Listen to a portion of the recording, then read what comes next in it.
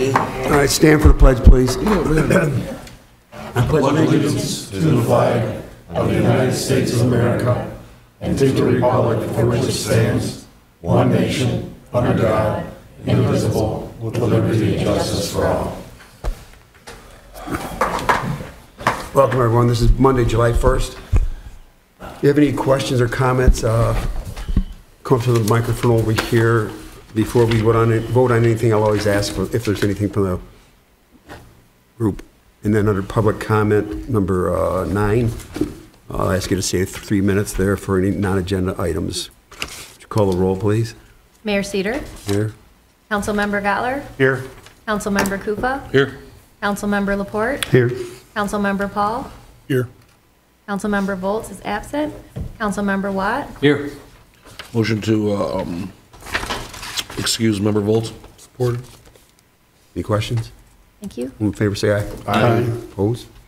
I would ask for a motion to add to 7, letter B, appoint Tim Disserath to the Planning Commission. I'll need a motion to that effect. So moved. Supported. Questions? All in favor, say aye. Aye. Thank you. 4 is a consent agenda, A City Council minutes of June 17th, 2020 for regular and closed meeting. Recommendation approve. Make a motion to approve as presented. Support. Questions? All in favor, say aye. Aye. Opposed? All right, we'll go to number 5, reports of administration. Mr. Bishop. Thanks. I have 4 things I'd like to cover this evening. First off, if anybody had an opportunity to go to the art fair this weekend downtown, it was fantastic. Took the family down, had a great time. The vendors were everywhere. People were having a fantastic time. A lot of families stopped and talked to a few different people, and they were just out of towners because they're on that art fair schedule. They got the calendar. They know when the good ones are coming up, and they were attending the event. We were rolling out of town. I got a 12-year-old, 10, and a 5-year-old, and the 12-year-old is bugging me because he sees the band setting up, rolling in when we're rolling out of town. He's like, "Can we stay? Can we?" You know, that whole thing, right? So I know that there's people who are coming to town for the art fair, and the way that St. Clair has developed these summer events and festivals, it gives them a reason to stay the whole day. It's not just a one and done and be home by 5 for dinner. I mean, you can really spend the morning, noon, and evening in St. Clair and have a different feel, different cadence part of the day. It's super cool. Super cool. More importantly, though, I took the long way into work this morning. I just wanted to check out the park, Palmer Park. Amazing. Spotless. Spotless. Guys, at 7 a.m., I mean, you put a few thousand people in our park, in our downtown area. You have the show and the entertainment's going on all the way till 11 p.m. The guys are out there, and it's, we're rolling through. I'm checking it out about 7:45, 8 o'clock, and not a speck. Trash cans are emptied out. The ground's clear. People already have their chairs setting out, getting ready for the, watch the rest of the sunrise come up. So hats off to the DPW. It takes a lot of effort to move 1,000 some people out of town very quickly and to bring it back like nothing ever happened. Okay, it takes some skill. Also, just wanted to give a shout out to our very own Therese Hawkins. This last weekend before, she celebrated her 37th year with the city. And doing what she's been doing, how she's been doing it, and in the way that she's been doing it. It takes a special person to do anything for 37 years, but to work for city government, hats off to Therese. Yeah, it's awesome. 37 years, that's wild. We had our first budget workshop this evening. We got to cover a lot of ground. We went over the ins and outs of some of the major funds. We talked about roads. I'll be coming back in, so if you missed this one, you want to be back July 15th. It's going to be at 6 p.m. The next budget meeting. We're going to jump right back into roads. We're going to go on a little deeper dive. We're going to look at some of our enterprise funds, and I encourage anybody that's here, if you're on a commission or you're on a committee or you participate on those, feel free to talk to your commissioner that represents that committee or commission, and get your 2 cents in so we can really build a robust budget that's meeting all the needs. Okay, but again, July 15th, 6 p.m. We're going to have that second budget workshop before our regular scheduled meeting. Last but not least, I want to give an update about the LDFA. Some people, I see a couple new faces, so I'm going to just give a quick history lesson on the LDFA and what this means. So an LDFA is Local Development Finance Authority, and the St. Clair LDFA was created out of the Next Michigan Business Development Corporation. And what does that mean? We had an entity, the legal entity that's created, and what it does is it captures new tax investment. and the tax capture from a specific district is used to make improvements within in that district. So our industrial park is the St. Clair LDFA. And as you know, the booster station, which thank you, Attorney Downing, I really appreciate the turnaround on the easement that was filed and recorded, and you went and did that yourself and had it recorded at the Register of Deeds, so I thank you for that. But we secured the land that's going to be able to put the booster station in the LDFA. Okay, and it's a separate entity which has its separate board, so any decision that we're making here on the LDFA actually has got to go to a separate entity for final votes. But the booster station, we secured the land, so we can check that box. That's been bid out recently. We have the water main, the section that's going in right now, that's been done by Raymond Excavating. That's being taken care of, and then the roundabout's going to come over top of that here in the next few months. And then we'll finish out the water main.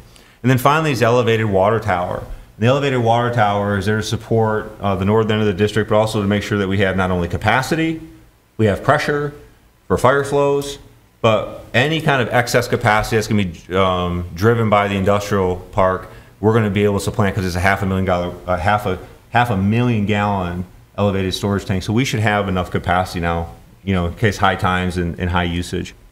So with that being said, we had the LDFA. They recently met. I drove to Lapeer. I met with their executive team, and Fishback, they are the engineer group who put together the project, put together the bid documents, and making the final recommendation to the LDFA. They went with a company called Landmark. The process that Landmark went through was a series of interviews, obviously the bid, and then they went through a series of conversations with Fishback engineers themselves about the project. How is is their understanding of the project, the meeting requirements to meet the specs, the total costs, the experience and capacity of the project teams, and then project references. And so I just want to give you a little update specifically on the elevated water tower, because of the three, the booster station, the water main, and the elevated tower, it's the elevated water tower that we have some costs associated with. If you remember the total cost for this project, the MEDC has a $3.6 million grant that's going to be able to offset some of those costs.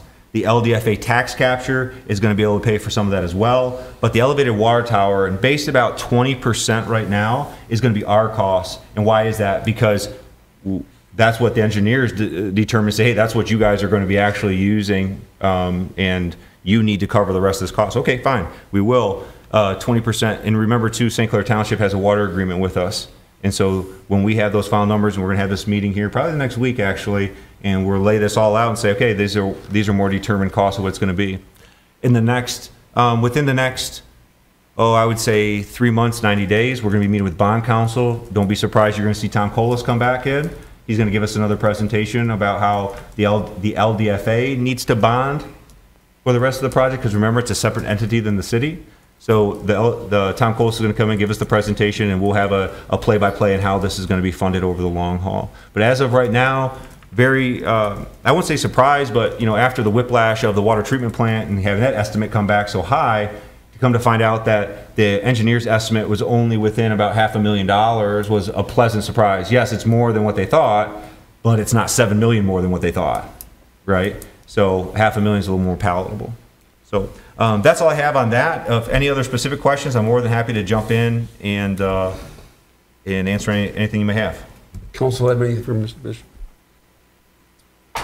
Good, thank you. Welcome. Mr. Downey, you got anything? I have nothing this evening, Your Honor. Ned, I know you have something with elections. I do. An election announcement. Absent voter ballots are available for the August 6th state primary election, and early voting will be held here July 27th through August 4th, 8 a.m. to 4 p.m. And also, city offices are closed on the 4th of July. Thank you. Thank you. Any other departments? Mayor, Council, I just want to, last council meeting, a couple of residents had some complaints that kind of reflect on our department, so I just want to share some information. One of the complaints was about the stop signs on the cross streets for Clinton. I drove by them all. They're all within the standards of the Manual for Uniform Traffic Control Devices, every one of them. They're not uniform. Some are right close to the bike path, some are 4, 5, 10 feet away from it, but they're all within the standards of the uniform control. manual. So if you want them to be uniform when the bike path is done, we can have DPW go set them all within a couple feet of the bike path if you want. But the rule of law on a stop sign has always been you stop before it and then you creep up until the road you're crossing or entering is clear, and then you enter it. So they're all safe in my opinion. The next complaint was semis on Clinton. Yes, there are semis on Clinton. Some of them are speeding. The fastest one we found this month was 38 miles an hour in a 30. We have been stopping them and writing them tickets for being over 50 feet or giving them a verbal warning depending on the circumstance of the stop.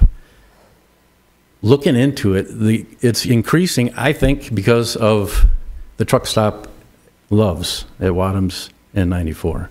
Before that was built, the trucks either stopped at the rest area on eastbound 94 or they drove to Marysville and stopped at the Marathon, got their snacks, rested, and then came into town, which is a truck route, Range Road. Now they're leaving Loves and they're coming down Wadhams. So I've met with state motor carrier and county motor carrier, say, can we stop this? And they've tried, and they actually informed me that those trucks can't come past Newman Road on Wadhams. There's a sign right there. Newman is the first street south of the Marathon on Wadhams Road. They can't come past that, but they have been.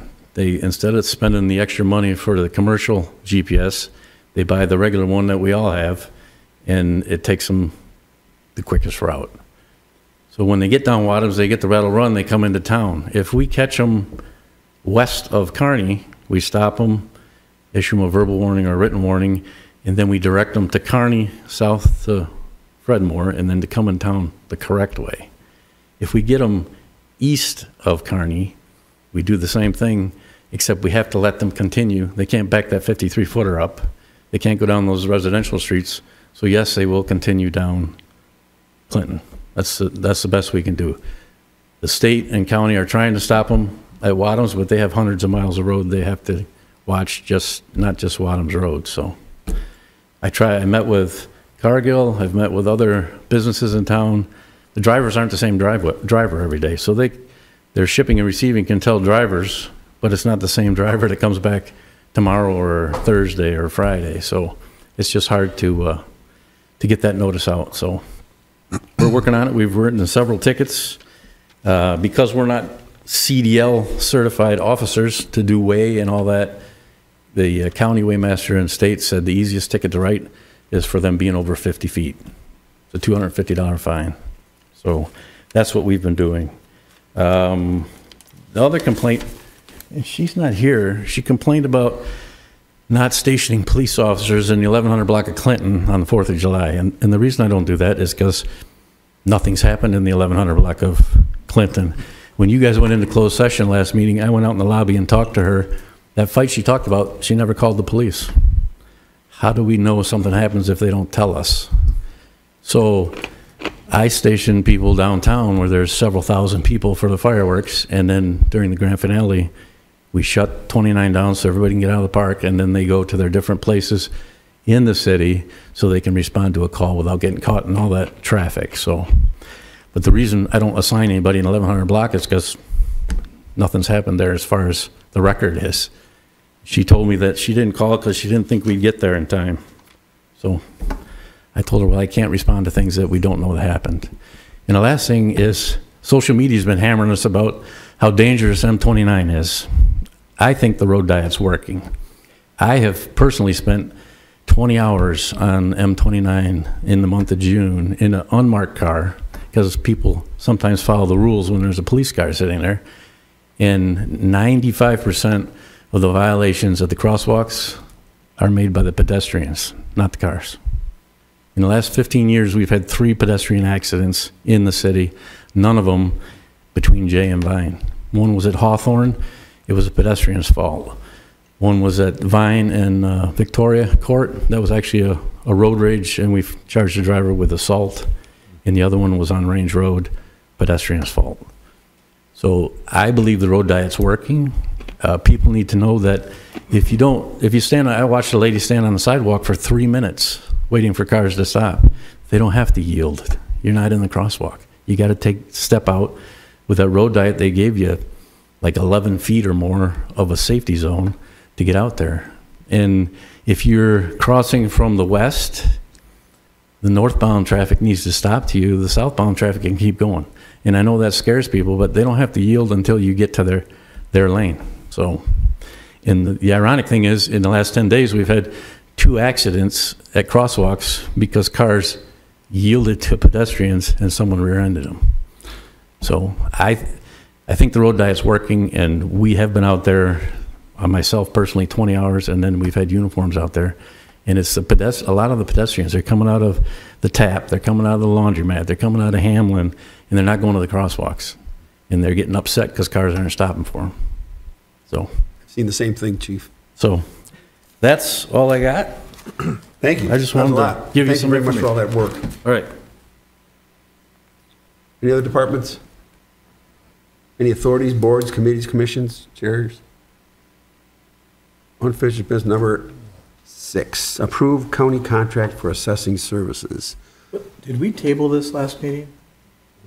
Justin Sears is here from the county. Justin, you want to?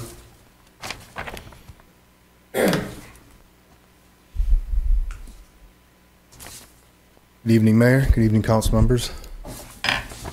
So, do you want me just to explain it, or some questions on it, or? Why don't you give us the 30,000-foot view, and then if we have any questions, we'll direct them right at you. Okay. So the prior contract, that was a 5-year contract. That contract also included reinspection of the city of St. Clair. So every parcel was reinspected. So my staff, my team, they went to every parcel, reviewed all the data, spoke with homeowners, sent out letters if we didn't speak with them to collect the data and just update the records. And then also with that, we also maintained the assessment roll, provided those services. And that's what this contract is for. This contract is for providing the assessment services, which is maintaining the assessment roll. Basically inventorying, we go out, like I said, we re-inspected all the parcels, so now it's just maintaining. Per the State Tax Commission requirements, they recommend 20%. Just review the parcels, the property, make sure that, you know, the records are up to date. They've got to go out on building permits, that type of stuff.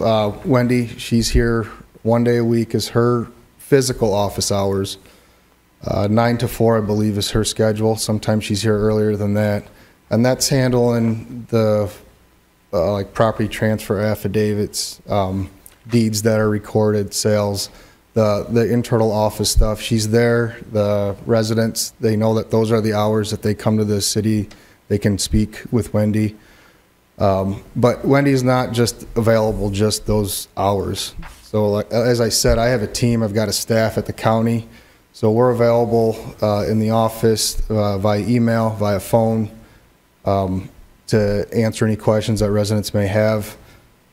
In the contract that I proposed, the price, to give you an idea where that value comes from, I figured out the hours that are associated to what my staff spends on maintaining the assessing service for City of St. Clair.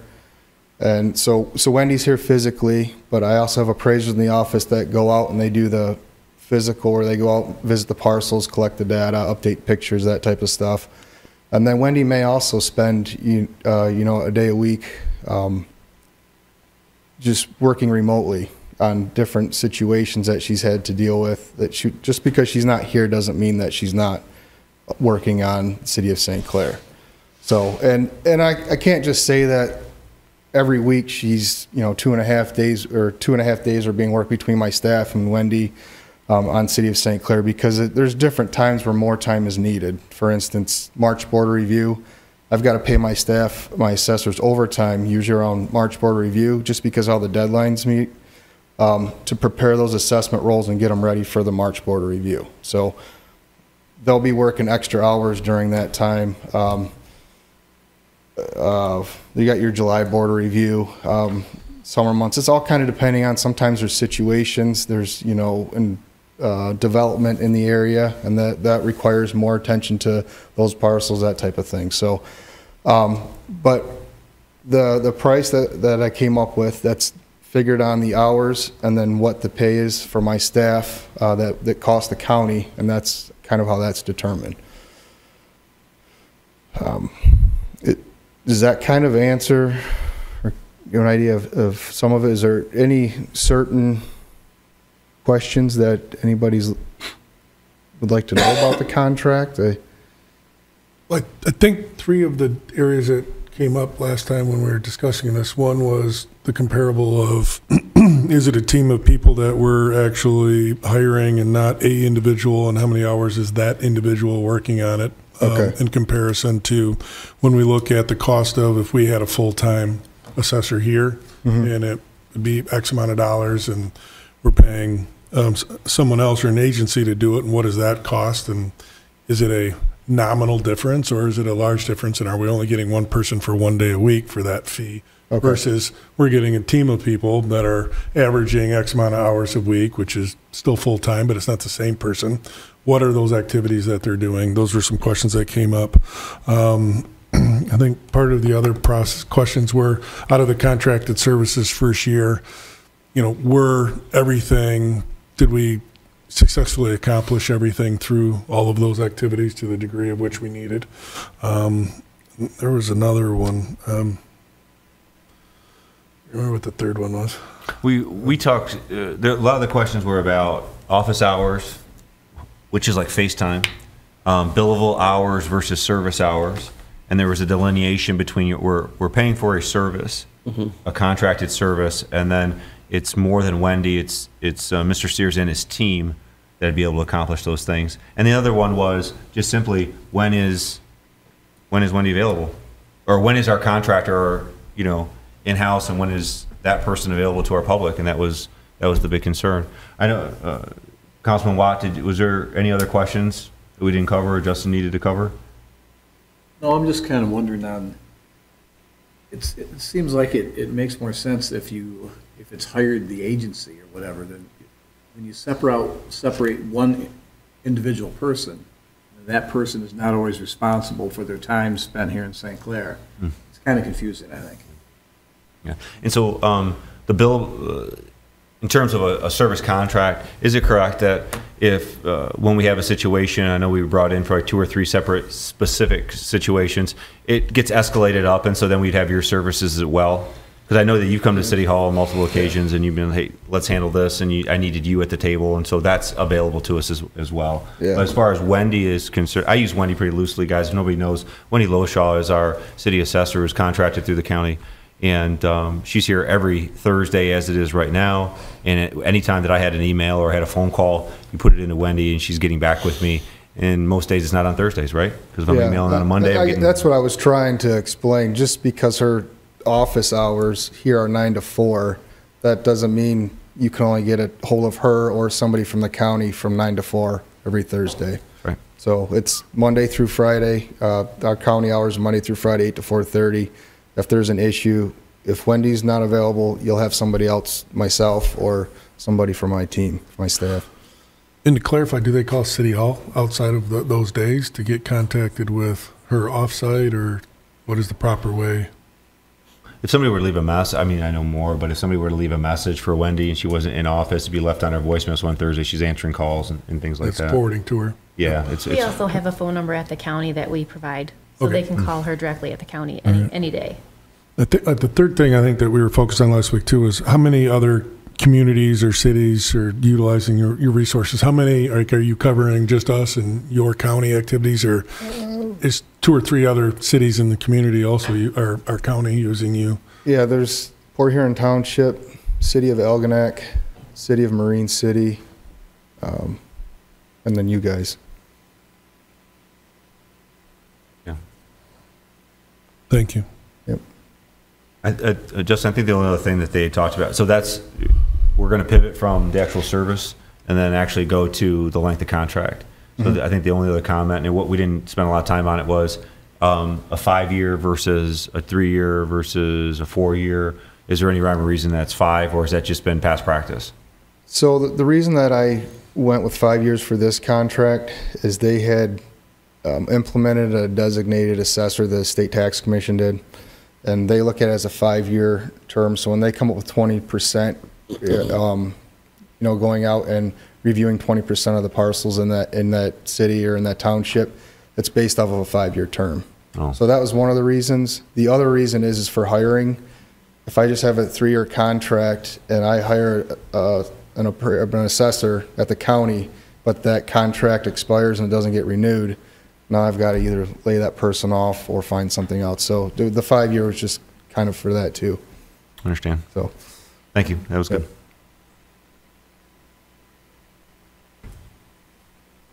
I kind of like the county taking it over.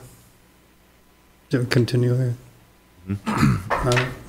I think it's to our advantage. I got a team instead of one individual. Yeah, I agree with Mike. I mean, I feel like it's 5 or 6 communities, and we're all chipping in to have a really good team to do this. And for what the contract was, I don't really know. Even if you hire one person, I don't think it's going to be a savings in the long run. And then you have somebody that's going to get 2 or 3 weeks vacation. And, we've always got somebody minimum 40 hours a week available to us through this system. So I think it's a good system. I agree with that. What was our last contract? 55 and change. No, term. 5. 5. It was 5. 19 to 24. If we're going to go down this road, we'll first have to make a motion to take this up from the table, because it was tabled last meeting, correct? Yes. So I would need a motion to bring it back. I'll make that motion. Support. Right, the motion is made and supported to bring it back onto the table. So move. Call the roll, please. Laporte, Yes. Paul, Yes. Watt, Yes. Gottler, Yes. Kufa, Yes. Cedar. Yes. Motion carries. Now, if someone would like, they can make a motion to approve the county contract for assessing services. I'll make a motion to approve. Or, motion may support questions. Call the roll, please. Was that Councilmember Gottler and Councilmember Paul? Yes. Kufa. Oh, Kufa. Okay, thank you. Excuse me. Councilmember Paul, Yes. Watt, Yes. Gottler, Yes. Kufa, Yes. Laporte, Yes. Cedar. Yes, Motion carries. thank you. Thank you, Justin. all right, thank you. Yep. Thank you. Let's go to new business. A, approve special events permit application, St. Clair Garden Club Farmers Market. Chief? No, I got it somewhere. It's already been running, but we decided to put this before you. The farmers market's running from June to October from 7 a.m. to 1 p.m. every Wednesday. Just wanted you to be aware of it and approve it, I guess, as a special event. Or Questions? All in favor, say aye. Aye. Opposed? Thank you, Chief. I just wanted to make one note of that special event. There's a temporary signage that they put up on Wednesdays that is in the grassy area along M29, so approval of this included that temporary sign permit. So I just wanted everyone aware of that It's the one with the post? detail. Yes. Thank you. All right, we'll go to B, the appointment of Tim Disserath to the Planning Commission for a 3-year term to expire December 31st, 2026. Motion to approve Tim Disserath to the planning commission. Support. Questions? All in favor, say aye. Aye. Opposed? 8 is claims and accounts for June 20th and June 26th, 2024. hearing no questions, Your Honor, I make a motion to approve as presented. Support. Questions? All in favor, say aye. Aye. Opposed? Go to number 9, public questions and comments. Anybody have any non-agenda items? And please keep it to 3 minutes. Young man?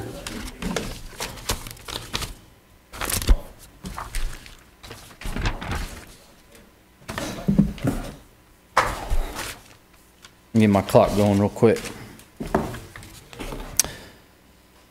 Hello, my name is Clay Viatric, and I am the Director of Business Development for Phoenix Fabricators and Erectors. Phoenix is an industry leader in the fabrication, erection, and construction of elevated water storage tanks. On June 20th, we submitted a responsive low bid for the elevated water storage tank project for the city. Our bid was $58,000 lower than the next lowest bid. We were told the 2 lowest bids would be reviewed to determine which one would be accepted. The next morning, Fishbeck Engineering scheduled a call with our sales team to discuss a list of questions pertaining to some of the project specifics. We discussed various aspects of the projects, and responses to the questions were generally positive, and no issues of any kind were raised on the call. The following week, we tried to follow up with Fishbeck on June 24th, 25th, 26th, and 27th with phone calls and emails to ensure there were no questions and that no additional information was needed. We never received any response, nor were we ever asked for additional information. On June 28th, we received an email saying Fishbeck would not be recommending Phoenix for the project due to the geotechnical engineer's concerns with our foundation design. No specifics or additional communication were provided. It is worth noting that Section 33 of the bid specification clearly states, and I quote, "Design of the tank and foundation is the sole responsibility of the tank manufacturer." Our bid utilizes a very common type of foundation. Earlier this morning, we were finally able to have a discussion with Fishbeck. However, we were told that unfortunately, the time had passed to allow for additional discussions and that a recommendation had already been made for the Economic Development Board. The actions of Fishbeck to delay communications with our team until after a recommendation has been made are unacceptable, and the city should demand better. The responsibility of this council is to the citizens of St. Clair and ensuring the taxpayers are not overpaying for a water tower because of someone's uninformed opinion. Phoenix has erected more water towers in the state of Michigan than the other bidder, and we are a trusted expert in the water tower industry. We request the council delay the award of this project and require its representatives to communicate with our team. As the apparent low bidder, we deserve the opportunity to clarify any issues with our bid. Anything less would be unprofessional, morally questionable, and beneath the standards of this council. Thank you. Thank you, Clay. You did that in less than 3 minutes. Good job. 250. Any other public questions or comments?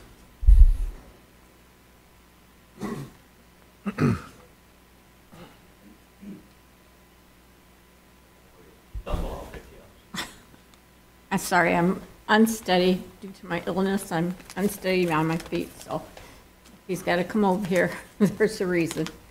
I'm calling about, there's 3 things here, so, and they're quick. Could you give us your name and address, please? I'm sorry, Paula Campbell, 804 Clinton.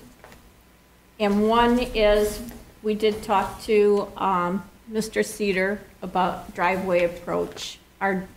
We never had a driveway approach at our house for some reason, and we've been there over 20 years. And we talked to you about it last year and the year before that, and you had agreed to put a driveway approach. We haven't seen anything happen with that on Clinton. We never had one. Nobody ever put one there. I think we're one of the only houses that doesn't have one there, other than McDonald's, and I don't think they wanted one out front because they have a garage on the side of their house. So, and you said that we were going to get one. You did talk to us and said that we were going to get one. Did I come out to your house? Was he at our Not house? for 4 years. Only came over when it was election time. Jeez. But yes, I'm sorry, I'm you not being did. mean, it's just that's the fact. You did say that we were going to get one, so we did talk to you personally, so. I'm sorry, I don't recall that, but go ahead and continue. Okay, second one is, and this is with Mr. Bishop, we talked to you about the rocks and everything from Silks. Silks, yes. Okay, and you had 2 young gentlemen that were out there taking care of the rocks. Okay, the problem with the rocks is the rocks are blown into the, they're off of the bike path. So the rocks are blown into, the grass. No, I shouldn't say grass. The weeds the other side between the road and the bike path. So now and it's your problem, the city's problem, because they're blown there. The rocks now are on that group of the weeds between the bike path and the road. So when there's wind and they're being blown there, those rocks are now going into the riding lawnmower, which is blowing them out to the street. Those rocks are going to get blown into the cars going by, which is going to create dents or rocks on the windows and everything, which are going to create problems out on the road. Broken windows or whatever. And we're just, you know, I'm not saying this is going to happen, but it could happen out there with the rocks coming from the driveway. This is just going to create things out there. Oh, I'm going to ask you to close this up here. I'm going to let you go over a little bit, but wrap her up here. Okay. One other thing, curb's still missing on our street, on the end of our street. Just telling you, that was the end of my 3 things here. Thank you. Okay? Anybody else?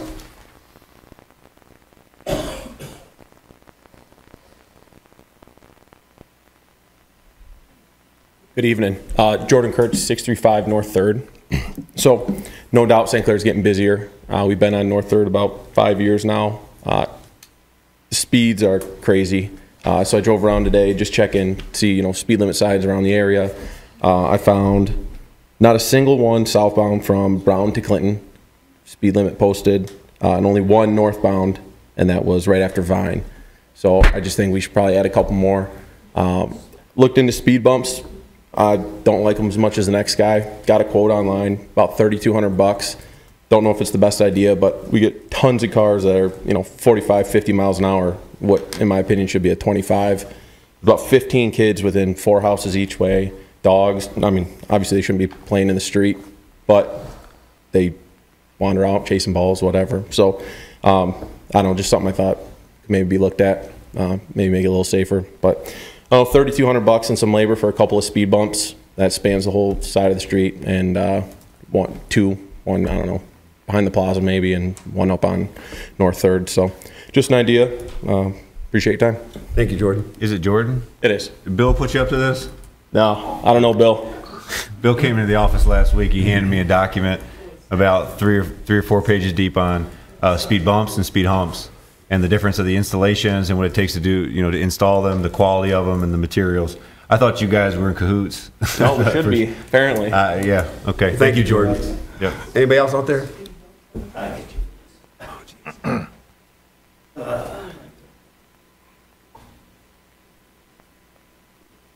Mark Campbell, 804 Clinton.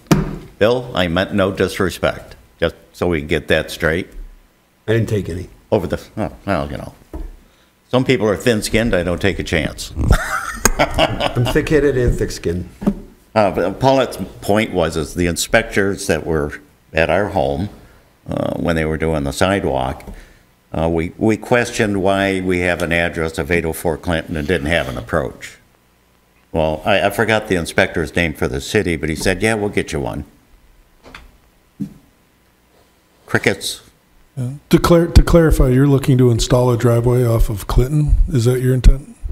Well, according to everybody else on Clinton with a Clinton address has an approach. I'm not asking for a driveway, just an approach. All right, so I'm not confused. The approach would be the part that gets you to the sidewalk that would get you to a driveway? Mm-hmm. Okay. Thank you. Thank you. Thanks, guys. That was it. Yep. Mr. Kleeman, you got something up back there? I'm sorry, I apologize. Oh, you're good. Bill Clayman, 1374 South Riverside. I noticed you're ripping the sidewalk out the other end of Clinton. Is there any plans you get to the curbs now, there's 6-8 inch step for the curb. Is there any plans on putting some temporary stones in there? Because Thursday night, whether you put caution tape pipe or fence up, people are going to walk down there. Are you going to make it safe for the public? Because there's a 6-8 inch at the curbs, and people are going to walk down that where the sidewalk would have been, or should be. Thank you, Bill. Thank you. Anybody else? All right, thank you very much. We'll go on to number 10. Mayor and Council, I have a couple quick things. Trash pickup will be Friday. Fireworks are Thursday night, probably dusk, it's like 10-ish, something like that. I also want to comment on the art fair. They did a great job this year. It was well attended. Kudos to the Art Association. Anybody else? Hearing nothing else, Your Honor, I make a motion to adjourn. Or, All in favor, say aye. Aye. Opposed? Everybody have a good night. Happy 4th of July. Thank you, Justin, for coming down.